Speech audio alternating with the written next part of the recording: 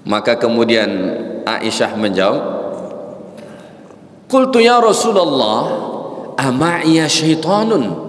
Wahai Rasulullah, apakah saya ada syaitan? Karena Nabi mengatakan tadi, afa akhadhaki syaitanuk, apa syaitanmu sudah datang kepadamu Aisyah? Aisyah mendengar itu langsung bertanya ke Nabi, ya Rasulullah, awa ma'iya syaitan, apakah saya ini ada syaitan? Emangnya ada syaitan saya wahai Rasulullah? Kata Aisyah. Apa kata Nabi? Qala na'am. Ya, engkau ada syaitan, kata Nabi. Ya.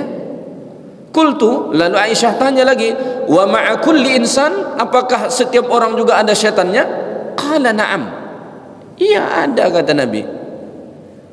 Qultu wa ma'aka ya Rasulullah. Aisyah tanya lagi, engkau juga ada syaitannya wahai Rasulullah? Tadi Aisyah tanya, aku ada syaitan wahai Rasulullah? Ada, kata Nabi. Semua orang ada syaitannya? Ada, kata Nabi. Engkau juga ada syaitannya wahai Rasulullah? Ada, kata Nabi.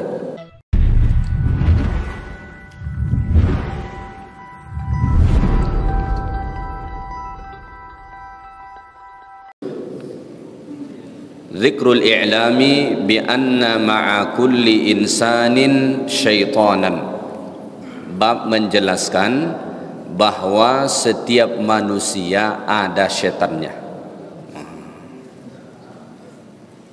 Makanya orang kita kadang-kadang mengatakan, ini datang syaitan saya nih, katanya. Betul itu. Ya. Sering kita mendengar begitu kan? Memang ada syaitannya. Bi anna ma'a kulli insanin syaitanan. Setiap orang itu ada syaitannya. Kita baca riwayat yang pertama. Diriwayatkan anna Aisyah radhiyallahu taala anha haddathathu anna Rasulullah sallallahu alaihi wasallam kharaja min indiha lailatan. Riwayat dari Aisyah radhiyallahu taala anha, suatu malam Nabi keluar dari sisi Aisyah. Nabi tinggalkan Aisyah radhiyallahu taala anha. Ya. Qalat, kemudian Aisyah radhiyallahu taala anha berkata, faghirtu alaihi, maka aku cemburu kepadanya. Nabi keluar dari sisi Aisyah pada waktu malam. Kemudian Aisyah cerita, saya cemburu karena Nabi keluar. Wajar dong kalau suami keluar malam, bininya cemburu. Yang patut dipertanyakan tuh, suaminya keluar tiap malam, tak ada rasa cemburu sama sekali nih. Pulang 3 hari baru pulang ke rumah, tak ada rasa cemburu bininya. Itu patut dipertanyakan. Hadis ini menunjukkan kepada kita, sifat cemburu itu memang sifat yang lumrah bagi wanita. Istri Nabi pun cemburu. Aisyah itu punya rasa cemburu. Maka ada orang mengatakan, oh kami tidak ada rasa cemburu. Itu justru pasangan yang dipertanyakan. Ada sebagian orang begitu kan? Tidak ada rasa cemburunya lagi. Si suami tak ada rasa cemburu sama bininya, bininya tak ada rasa cemburu dengan suaminya. Itu orang yang aneh tuh, suami istri yang aneh tuh. Seolah-olah kalau kita masih cemburu sama pasangan, kita belum dewasa, belum berjiwa dewasa sebagai pasangan. Padahal sesungguhnya itu kesilapan. Maka Nabi SAW sampai mengatakan dalam hadis, la yadkhulul jannah, tidak masuk syurga lelaki yang dayus. Siapa itu lelaki yang dayus itu? Lelaki yang tak ada rasa cemburunya. Bininya ngopi sama suami orang lain, santai aja dia. Oh, itu kawan kerja itu. Bininya peluk-pelukan sama lelaki lain, santai aja dia. Itu lelaki yang begitu tak masuk syurga. Maka Aisyah cemburu karena Nabi keluar. Faghirtu alaihi, aku pun cemburu kepadanya. Ya. Faja'a fara'a ma asna'u, maka Nabi pun pulang. Nabi datang, lalu Nabi melihat apa yang aku perbuat, kata Aisyah. Nabi pulang ke rumah, Nabi sudah melihat raut wajah yang berbeda dari Aisyah. Biasa perempuan ini kalau sudah ada yang mengganjal di hatinya, beda itu. Biasa pulang-pulang ramah, senyum, melayani. Kalau sudah ada sesuatu yang tak kena, pasti beda. Nabi peka dengan itu. Ada laki-laki ini dia tak peka. Bininya ada masalah, tak ada masalah, datar aja bagi dia semua. Datang dia senyum, datang dia cemberut, sama aja bagi, datar aja bagi dia. Ya, pergi diantar, pulang disambut, sama saja bagi dia, datar, pokoknya dia datar. Nabi peka soal itu. Maka saat Nabi pulang, Nabi melihat ada sesuatu yang beda ini dari Aisyah. Ya, berarti Nabi ini bukan suami yang datarnya. Makanya Nabi itu pintar betul, ya, dengan istri-istrinya. Lalu apa kata Nabi? Malaka ya Aisyah aghirti? Ada apa dengan kau Aisyah? Kau cemburukah dengan aku ini? Tebakan Nabi itu betul. Ya. Malaka ya Aisyah, malaki ya Aisyah aghirti? Ada apa dengan engkau hai Aisyah? Adakah engkau ini cemburu? Ya. Kenapa begitu tebakan Nabi langsung benar? Namanya orang hidup sebumbung bersama bertahun-tahun, takkan dia tidak tahu karakter bininya. Tahu dia tuh, ini lagi cemburu, ini lagi ada maunya. Ini lelaki yang peka dengan istrinya begitu tuh. Berubah sedikit sikap istrinya, tahu dia apa yang diinginkan istrinya. Kalau lagi pengen sesuatu, beda raut wajahnya. Kalau lagi cemburu, beda raut wajahnya. Nabi hafal itu. Makanya Nabi mengatakan, malaki ya Aisyah aghirti? Ada apa dengan engkau hai Aisyah? Adakah engkau cemburu? Ya. Lalu Aisyah pun menjawab kepada Nabi sallallahu alaihi wasallam, faqultu wa ma li la yughar mithli ala mithlika, ya wahai Rasulullah, bagaimanalah aku tak cemburu dengan engkau? Suaminya Rasulullah sallallahu alaihi wasallam, ya. Jadi Aisyah ini karena memang istri Nabi yang berusia cukup muda, itu sejarah riwayat-riwayat menjelaskan itu agak banyak cemburunya. Ya, agak banyak cemburunya. Makanya bapak-bapak yang hendak cari yang muda, siap-siap dengan banyak cemburunya. Ya, kalau sudah makin berusia pasangan tuh biasanya cemburunya kurang. Ada kadang-kadang dia sudah 60, nyarinya yang usia 25-30. Siap-siaplah engkau dengan cemburu dia. Pasti banyak cemburunya tuh. Ya. Faqala Rasulullah sallallahu alaihi wasallam, lalu kemudian Rasulullah sallallahu alaihi wasallam berkata kepada Aisyah radhiyallahu taala anha, kata Nabi alaihi salatu wasallam, afa akhadhaki syaitanu?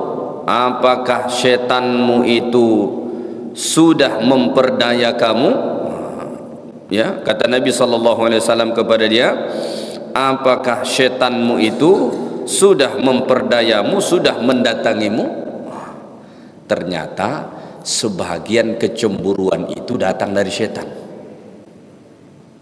Ya, sebagian kecemburuan itu datang dari syaitan. Kecemburuan itu bagus, tapi sampai berlebih-lebihan itu syaitan tuh punya kerja. Pulang suaminya dicek A sampai Z, bajunya dicek, mobilnya dicek, handphonenya dicek, tasnya dicek.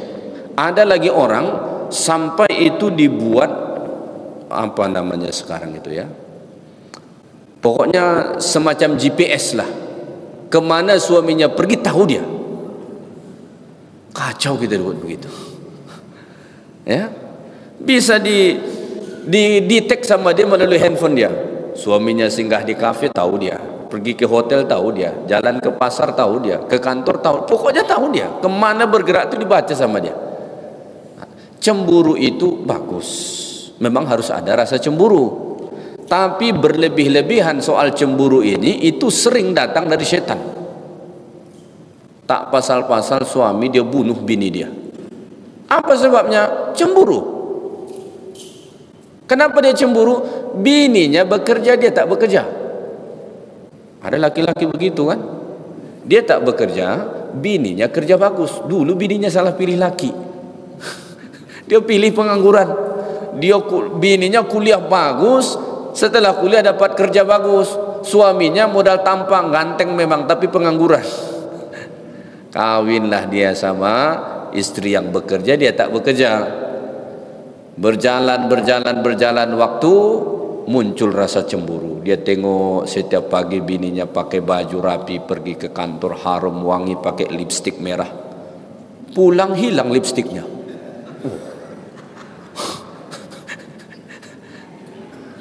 Hari pertama, hari kedua masih berdamai dengan hati dia. Lama kelamaan ada yang tak betul, dibunuh bininya. Padahal lipstik bininya hilang gara-gara solat asar, wudu, habis asar tak lama pulang, tak mau dia pakai lipstik lagi. Setan punya kerja. Makanya ini yang laki-laki, kalau bini kita pergi pakai lipstik, pulang tak ada lipstiknya lagi, jangan langsung suudzon. Jangan-jangan sebelum pulang tadi dia solat di luar, hilang lipstiknya, tak mau dia pakai lagi karena sudah mau pulang ke rumah. Makanya kecemburuan itu kadang datang dari syaitan. Makanya Nabi mengatakan kepada Aisyah, afa akhadzaki syaitanuk, apakah syaitanmu sudah datang wahai Aisyah? Saya baru keluar sekejap malam ni kau dah cemburu. Suaminya cuma pergi ngopi sampai jam 9:30, pulang-pulang pintu rumah tak mau dia buka lagi. Kacau punya bini begitu. Ya. Kalau pulang jam 3 pagi bini tak buka, masuk akal. Kenapa? Dia dah tidur.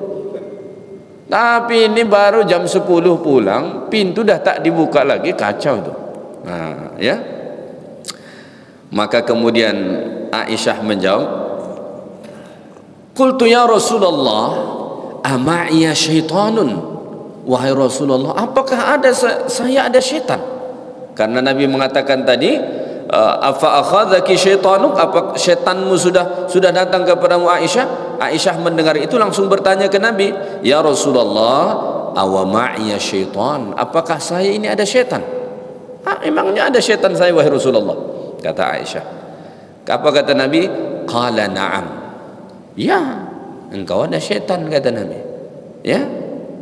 Qultu, lalu Aisyah tanya lagi, wa ma'a kulli insan, apakah setiap orang juga ada syaitannya? Qala na'am.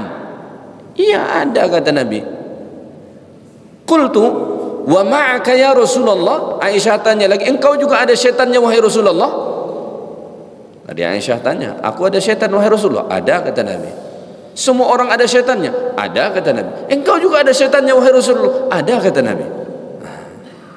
Cuma kata Nabi, walakinna Rabbi azza wa jalla a'ani alaihi hatta aslama, akan tetapi Tuhanku telah menolong daku akan syaitan tadi sehingga dia sudah aslama, Islam. Di sini ada dua pembacaan ulama terhadap hadis ini. Ada yang membaca hatta aslama sehingga syaitan itu Islam, berarti syaitan Nabi itu masuk Islam. Ya. Ada yang membaca hatta aslima, dengan pertolongan Tuhanku sehingga aku selamat dari gangguan syaitanku itu. Ada yang membaca begitu. Saya lebih cenderung kepada pemaknaan yang ini. Kenapa? Karena kalau terminologinya syaitan itu tidak mungkin Islam. Kalau jin terminologinya mungkin Islam, mungkin kafir. Karena memang jin itu ada yang muslim, ada yang kafir, sebagaimana Allah sebut dalam surah Al-Jin. Tapi kalau sudah dikatakan syaitan, itu bukan Islam lagi tuh. Akan tetapi Tuhanku menolongku sehingga aku selamat dari kejahatannya. Itu salah satu pemaknaan yang disebut oleh para ulama. Makanya setiap kita ini ada syaitannya. Makanya betul yang kadang-kadang orang kata tuh, datang juga syaitan saya, katanya. Bukan datang, memang bersarang di dalam diri kita. Syaitan yang ini diruqyah pun tak lari dia tuh. Ya, diruqyah pun tak lari dia tuh. Memang ada syaitan kita. Ya. Baik. Jadi ini riwayat yang menjelaskan bahwa setiap orang ada syaitan. Dan dari hadis Nabi ini, Nabi mengatakan tadi, walakinna Rabbi azza wa jalla ani alaihi hatta aslama, akan tetapi Tuhanku menolongku sehingga aku selamat dari kejahatannya. Ini memberi faedah kepada kita betapa dahsyatnya tipu daya syaitan itu, sehingga Nabi pun bisa selamat dari situ karena pertolongan Allah. Makanya kalau kita merasakan gangguan syaitan, bisikan syaitan, perintah Allah dalam Quran, fasta'iz billah, minta perlindungan kepada Allah. Karena kalau kita sendiri yang menghadapi, tak sanggup kita. Ya, kita bisa menghadapi bisikan-bisikan syaitan, iblis, godaan-godaan dia itu hanya kalau Allah menolong kita. Lalu bagaimana supaya Allah menolong kita? Selalu minta perlindungan kepada Allah. Nanti akan ada ayat, fa idza qara'tal Qur'an fasta'iz billah. Kalau engkau hendak membaca Quran, bacalah a'udzubillah. Makanya saat kita hendak baca Quran, itu sangat dianjurkan membaca a'udzubillah pada awal surah, tengah surah, atau bahkan akhir surah sekalipun. Makanya ada ulama mengatakan bismillah itu hanya dianjurkan dibaca pada awal surah. Makanya di dalam Quran, di awal surah itu Allah buat bismillah, sedangkan di tengah surah tidak ada bismillah. Ya, maka ada ulama mengatakan kalau awal surah awali dengan a'udzubillah dan bismillah. Sedangkan kalau kita membaca dari tengah surah, misalnya kita sudah baca nih setengah, besok kita sambung setengah lagi, sebahagian ulama mengatakan cukup a'udzubillah saja pun sudah. Karena perintah ketika hendak membaca Quran dengan a'udzubillah itu perintah yang umum. Fa idza qara'tal Qur'an fasta'id billah. Kalau engkau hendak membaca Quran, bacalah a'udzubillah. Mana-mana ayat Quran yang hendak kita baca, bacalah a'udzubillah. Ketika ulama menjelaskan ayat itu, apa salah satu komentar ulama? Ketika hendak membaca Quran saja, Quran itu kan kalamullah. Ketika hendak membaca Quran saja, Allah perintahkan kita membaca a'udzubillahi minasyaitonirrajim, meminta perlindungan kepada Allah. Padahal kalau kita fikir, kita ini kan mau baca Quran. Bukankah Quran itu kalam Allah, kalam yang suci, kalam yang mulia? Kalau kita fikir-fikir, tanpa dengan a'udzubillah pun sudah selamat itu. Cukup baca ayat. Tapi Allah masih perintahkan baca a'udzubillah. Mafhum mukhalafahnya begini, kalau hendak membaca Quran saja dianjurkan a'udzubillah, apalagi bukan membaca Quran. Ini mau buka handphone ini, patut kita baca a'udzubillah. Kenapa? Setannya lebih banyak di handphone kita ini ketimbang Quran. Saat kita baca Quran, apalah setannya? Kemungkinan kalau saat kita baca Quran, setan yang muncul saat itu membuat kita riya. Baguskan bacaanmu supaya orang puji engkau. Itu bisikan setan tuh. Indahkan bacaanmu supaya orang puji engkau. Lamakan bacaanmu supaya orang, itu bisikan setan. Maka baca a'udzubillah. Atau dia menyibukkan fikiran kita saat membaca Quran, sehingga kan kita tidak mentadabbur ayat yang dibaca. Tapi itu kan kita lagi baca Quran. Bayangkan kalau kita sedang melakukan sesuatu yang bukan dengan Quran. Misalnya kita buka handphone, kita nonton, kita ini, kita itu, yang jelas-jelas di situ banyak hal yang buruk, maka sudah selayaknya kita baca a'udzubillah supaya selamat. Maka sebelum buka handphone ini, a'udzubillahi minasyaitonirrajim, supaya jangan sampai melihat hal-hal yang buruk di handphone, supaya jangan sampai bertekak di handphone ini. Ini bertekak terus kerja dia, bertekak antara 01, 02, 03, bertekak aja kerja di situ, tak habis-habis. Saya ni kadang-kadang tengok grup WhatsApp saya, dah 1000 lebih pesan di situ, tak sempat saya nak baca dan tak pernah saya komen. Ada kadang-kadang memang kita heran betul tengok jenis manusia begitu. Pukul 2 tengah malam pun bisa dia balas WhatsApp. La ilaha illallah. Pukul 2 malam, orang tengah tidur dia balas WhatsApp tentang politik dia di grup WhatsApp tu. Memang tim ses paling dahsyat itu. tim ses yang di pusat itu pun mungkin jam segitu tidur dia. Yang ini yang di grup WhatsApp tu jam 2, jam 3 tak tidur dia. Masih sanggup dia balas, bertekak dengan kawannya tu. La haula wala quwata illa billah, ya. Jangan sampai begitulah. Baik, kita teruskan baca riwayat yang lain.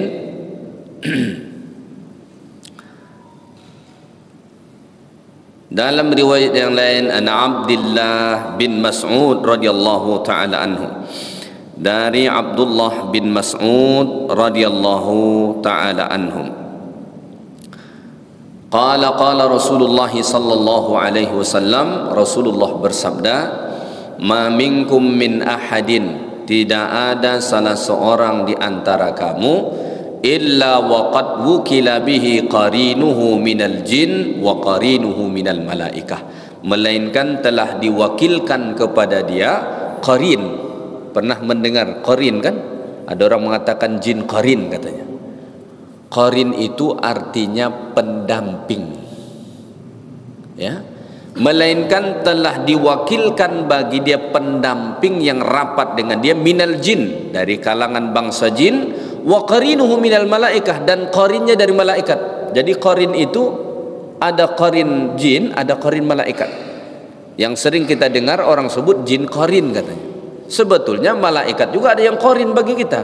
Qarin itu artinya yang mendampingi, yang dekat dengan kita, selalu berebut dekat dengan kita. Itu qarin. Ya. Qalu, saat Nabi menyampaikan hadis ini, sahabat bertanya, "Wa iyyaka ya Rasulullah?" Engkau juga wahai Rasulullah? Bahwa Rasulullah juga ada qarin dari kalangan jin dan juga malaikat? Kata Nabi, "Wa iyyaya?" Ya, saya juga ada, kata Nabi. "Walakinna Allah azza wa jalla a'ani wa la ya'muruni illa bihaqqin." Akan tetapi Allah menolong daku sehingga dia tidak menyuruhku kecuali kepada kebaikan. Kalau kita belum ada jaminan Allah menolong kita sehingga dia menyuruh kita kepada kebaikan saja. Makanya kadang-kadang perintahnya baik, perintahnya buruk. Ya, maka disebut di dalam riwayat yang lain, jin dengan malaikat itu selalu berebut untuk menguasai hati kita. Sampai ada riwayat mengatakan, Nabi mengatakan, jin itu meletakkan paruh dia di hati manusia. Ketika seseorang berzikir kepada Allah, maka dia akan bersembunyi menjauh, maka malaikat yang berada di situ. Tapi saat seseorang itu lupa berzikir, maka jinlah yang berkuasa di situ sehingga menyuruh orang tersebut kepada keburukan-keburukan. Makanya pendinding utama supaya kita selamat dari jin setan ini selalu zikrullah, selalu berzikir kepada Allah Subhanahu wa ta'ala. Bisa zikir dengan lisan dan hati, bisa zikir hati saja, sekurang-kurangnya zikir dengan lisan saja. Karena zikir itu dibagi tiga. Zikir hati dengan lisan itu paling bagus. Lisan berzikir, hati pun ikut. Yang kedua, zikir hati saja, lisannya tidak ikut, tapi hatinya berzikir. Karena ada juga orang tak bertempat dia berzikir itu. Kita sambil ngobrol sama dia pun subhanallah, subhanallah, subhanallah. Tak sedap dan jadinya kita ngobrol sama dia. Ya kan? Dulu ada guru kami itu, berjalan pun dia bergerak-gerak terus mulutnya berzikir. Iya. Kita pikir dia mengunyah, rupanya berzikir dia. Jadi kalau orang begitu segan kita mau ngobrol sama dia. Ya kan? Lagi berzikir terus kita mau ngajak ngobrol itu susah. Maka ada zikir hati saja. Lisannya mungkin sedang berbicara dengan kita, sedang ngobrol, tapi hatinya tetap dengan Allah. Yang ketiga, lisannya saja berzikir, hatinya tidak. Subhanallah, subhanallah, subhanallah. Dalam pikiran dia, makan apa lepas isya, makan apa lepas isya. Itu zikir yang nomor 3 lah. Jadilah daripada tak berzikir langsung. Ya. Ada sebagian orang lebih sering dia sebut nama capres daripada nama Tuhan dia. Ini di ujung-ujung tahun ini ada orang lebih sering dia sebut nama capres daripada nama Tuhannya. Keliru itu. Ya. Karena kalau Allah kita ingat Allah, Allah ingat dengan kita. Kalau kita ingat dia tak ingat dengan kita. Jangankan ingat, kenal pun tidak kan. Baik. Saja untuk bergurau saja supaya jangan terlalu fanatik ya. Ada kawan saya dikeluarkan dia dari grup gara-gara dia mendukung aliran yang berbeda. Ya, dikeluarkan dari situ, dihapus nama dia dari situ. La haula wala quwata illa billah ya. Baik. Kita lanjutkan. Tajuk berikutnya, anna syaitana yajri min ibni adam majrad dam, bahwa sesungguhnya syaitan itu mengalir di dalam tubuh manusia sebagaimana darah kita mengalir. Jadi di dalam tubuh kita ini syaitan itu mengalir laksana darah mengalir dalam badan kita. Begitulah gambaran yang disebut oleh Nabi sallallahu alaihi wasallam betapa rapat dan dekatnya syaitan terhadap kita untuk membinasakan kita. Dia bukan cuma mengganggu kita dari luar, sampai masuk ke dalam diri kita ini pun bisa dia. Ya, sampai masuk ke dalam diri kita ini bisa dikuasai oleh syaitan itu. Baik. An Safiyyah binti Huyai radhiyallahu taala anha, diriwayatkan dari Safiyyah binti Huyai, salah seorang istri Nabi, Safiyyah binti Huyai. Qalat, beliau berkata, kana Rasulullah sallallahu alaihi wasallam mu'takifan fa ataituhu azuruhu lailan. Rasulullah sallallahu alaihi wasallam i'tikaf. Kalau disebut i'tikaf pasti di masjid, karena tidak ada i'tikaf di rumah. Tapi ada, saya ketemu orang di penghujung Ramadan, orang kan mau cari Lailatul Qadar, i'tikaf. Kita i'tikaf di masjid, dia tidak, dia i'tikaf di rumah. Katanya sambil i'tikaf dia letak air di baskom begitu, dia tengok kapan katanya beku air itu, saat itulah Lailatul Qadar. Jadi i'tikaf itu tidak harus di masjid katanya. Tah dari mana pula datang pendapat kalau Lailatul Qadar itu turun air pun jadi beku. Kalaulah itu tandanya, kita masukkan aja lah air ke dalam kulkas, beku itu kan. Ya, i'tikaf itu di masjid. Syarat i'tikaf itu di masjid. Ya, ini tak lama lagi kita Ramadan. I'tikaf. I'tikaf itu salah satu sunnah Nabi sallallahu alaihi wasallam. Bahkan sunnah yang diikuti oleh istri-istri Nabi. Maka muslimat boleh tidak iktikaf? Boleh. Boleh ikut iktikaf. Istri-istri Nabi dulu ikut iktikaf, tapi harus tetap terjaga. Ya kan begitu. Ya. Kalau iktikaf itu jangan pindah tempat tidur. Dulu ada kawan kami, kalau iktikaf itu datang dia bawa anak-anaknya, tapi bawa bantal dia semua. Tidur mereka di situ. Sampailah nanti sahur. Sahur kan di masjid itu disediakan makanan. Setiap sahur makanannya nasi Arab, daging yang sudah dipresto lembut, sedap betul. Sahur di situlah dia. Tapi kita fahamlah, mahasiswa memang begitu, suka cari yang gratisan kan. Ya, baik. Nabi sedang i'tikaf, fa ataituhu azuruhu lailan. Aku pun mendatanginya, mengunjungi Nabi pada waktu malam. Waktu malam Nabi i'tikaf nih. Fahaddathtuhu thumma qumtu fanqalabtu faqama ma'i yaqlibani wa kana manziluha fi dari Usamah bin Zaid. Maka Safiyyah pun mendatangi Nabi sedang i'tikaf tadi, lalu Safiyyah pun berbicara ke Nabi, bisik ke Nabi. Kemudian aku berdiri, kata Safiyyah, lalu aku hendak balik, tiba-tiba Nabi bangkit mengikuti aku. Ini mungkin juga Safiyyah ini minta balik ke Nabi. Ya, tapi Nabi sedang iktikaf. Akhirnya saat Safiyyah hendak pulang sendiri, Nabi pun bangkit berdiri mengikutinya. Wa kana manziluha fi dari Usamah bin Zaid.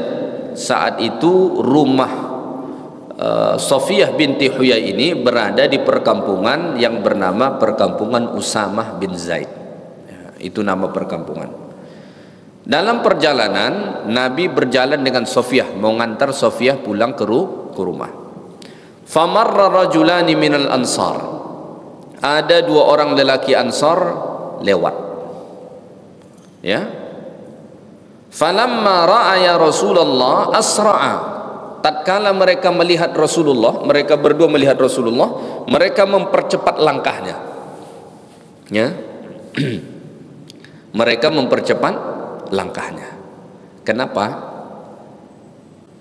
Sepertinya sudah ada buruk sangka mereka.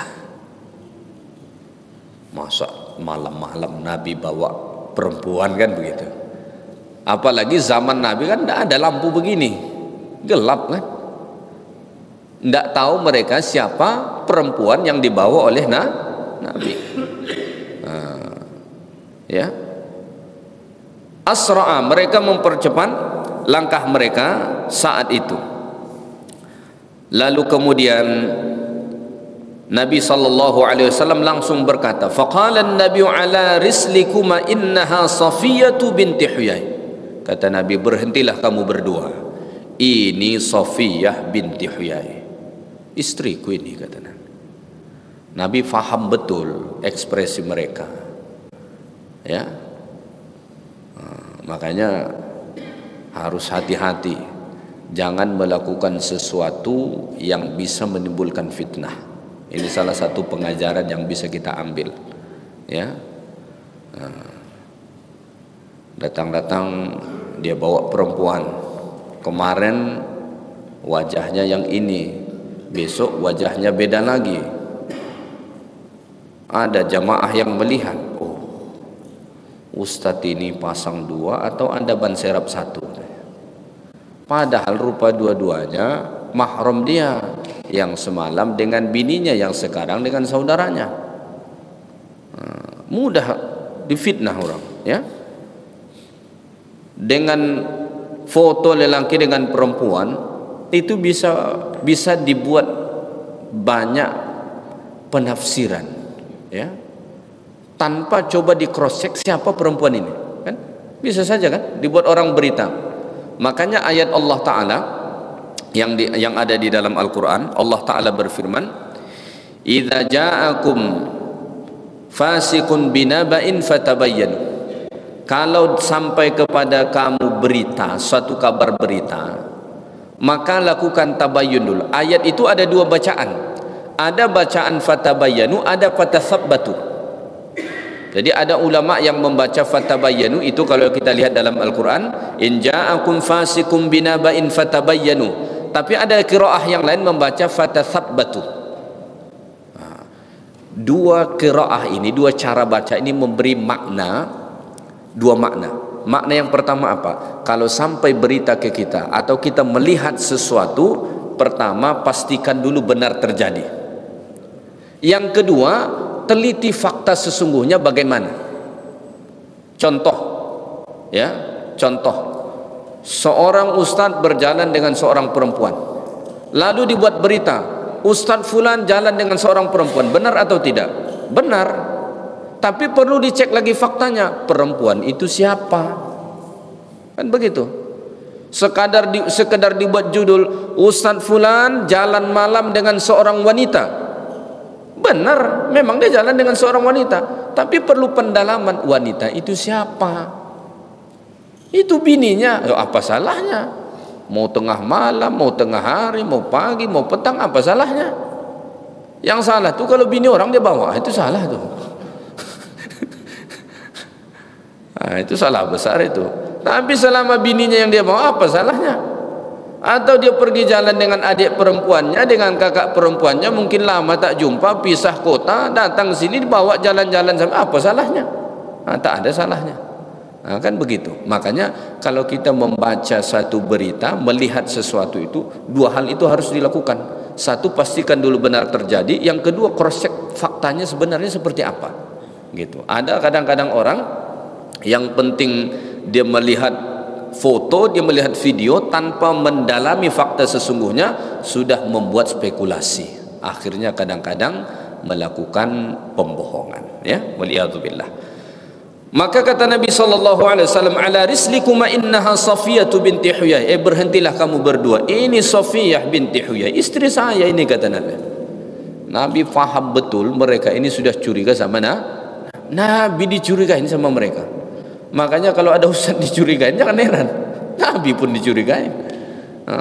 Ada juga ustaz kadang-kadang diisukan, ustaz ini selingkuh katanya, kan. Pernah dengar berita itu, kan? Diviralkan lagi sama orang, padahal tidak begitu. Kok bisa Ustaz dituduh-tuduh begitu? Jangankan Ustaz, Nabi pun pernah dicurigain, ya kan begitu. Ya, kadang-kadang Ustaz ini pun suka kena fitnah fansnya ibu-ibu. Ibu-ibu ini senang betul foto-foto, terus ada orang dikumpulin tuh foto dia. Oh, di pengajian ini ibu ini ada pengajian, berarti ada hubungan mereka ini, katanya. La haula wala quwata illa billah. Ya, suka kadang-kadang orang buat fitnah begitu. Ya, bahaya tuh. Maka saat itu apa kata mereka? Faqala subhanallah ya Rasulullah. Setelah Nabi bagi tahu ini Sofia, mereka berdua mengatakan subhanallah ya Rasulullah. Itu ucapan mereka. Lalu apa kata Nabi? Inna syaitana yajri minal insani majrad dam.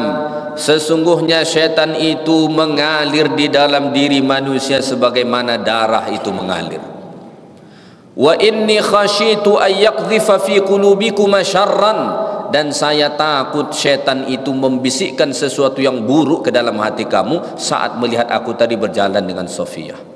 Nabi faham bahwa sudah mulai muncul kecurigaan dalam hati mereka. Makanya langsung disekak oleh Nabi. Nabi mengatakan, innaha Sofiyah binti Huyai. Ini Sofiyah binti Huyai. Jangan sampai nanti Nabi tidak memberitahu begitu, syaitan lalu mereka pergi, kemudian syaitan membuat bisikan ke dalam hati mereka. Rasulullah itu tadi bersama wanita lain itu. Jangan sampai begitu. Makanya dari sini kita belajar, ya, dari sini kita belajar. Kita perlu menghindari sesuatu yang bisa menimbulkan fitnah.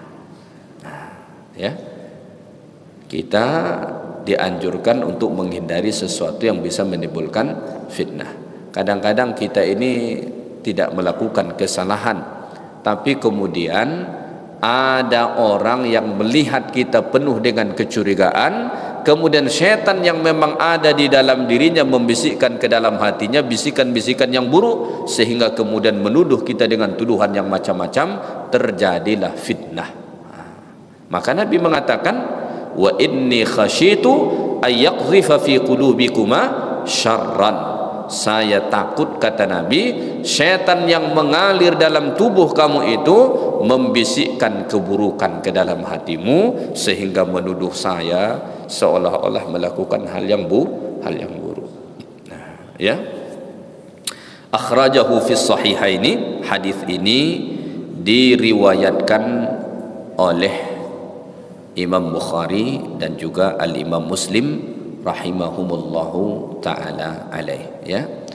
Qala Abu Sulaiman Al-Khitabi, berkata Abu Sulaiman Al-Khitabi tentang hadis ini, kata beliau, wa fi hadzal hadithi minal ilmi istihbabu ay yataharrazal insan min kulli amrin minal makruhi mimma tajri bihi adh-dhunun. Ya, kita mesti waspada dari hal-hal yang bisa menimbulkan buruk sangka.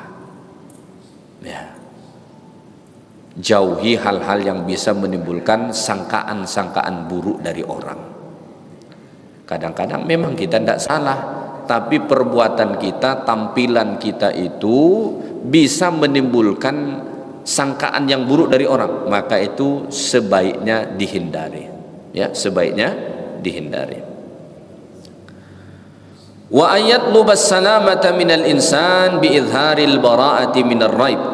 Dan hadis ini menuntut kita supaya menyatakan bahwa kita berlepas diri dari apa yang diragukan oleh orang lain. Kita perlu begitu. Maka kalau misalnya kita duduk di kafe, ada orang mandang kita pandangannya kurang enak aja begitu, sebelum pulang datang salamnya, ini bini saya, ini bukan bini orang. Ada kadang-kadang orang nih lain aja pandangan dia sama kita, dia pikir kita bawa orang lain. Kalau sekarang bahasanya klarifikasi. Tidak apa-apa, supaya apa? Tidak muncul api-api fitnah itu. Orang ini kalau sudah masalah hatinya, ada penyakit di hatinya, bisa saja dia membuat berbagai macam fitnah. Maka Nabi tadi langsung mengatakan, ini Sofiyah istri saya. Untuk apa? Menghindari adanya spekulasi fitnah daripada mereka. Maka kita juga dianjurkan begitu. Kalau kita melihat sudah ada muncul kecurigaan dari orang lain, cepat selesaikan, cepat clearkan, nyatakan siapa kita sesungguhnya, apa sesungguhnya yang diperbuat, begitu ya.